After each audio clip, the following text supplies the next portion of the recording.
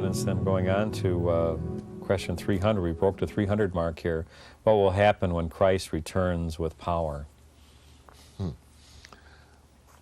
When Christ will return with his power as judge of the living and the dead, he will hand over the kingdom to his Father, as he himself has said. That means the work of redemption is now complete. Those who have refused to take benefit of the redemption, too bad for them. Those who have accepted the redemption Christ worked for us, Christ brings all of them to his Father. That means the church on earth has also done its job. Right. There will therefore be no more church on earth, church militant, no more sacraments, because the symbols, the signs are now, the reality is now on.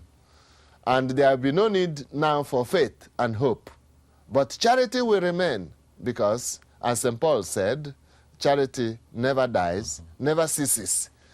It means also that those who did not realize the glory of Christ will then realize it.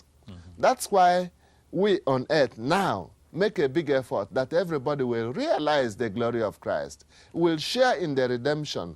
We cannot rest as long as there is one more person who has not shared in the redemption, because we know there isn't a second chance.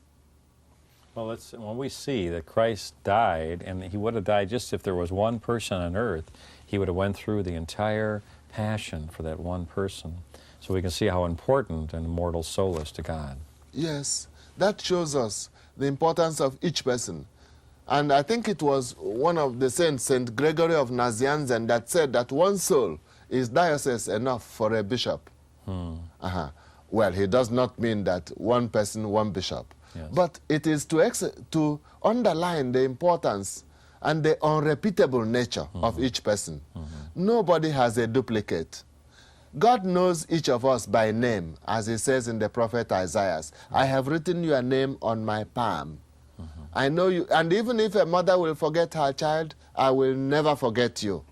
Which means that each of us is important. Yes. And we are not just numbers in a mass, but we are individuals. And even if there are 5 billion individuals on earth and more, God knows each of us by name.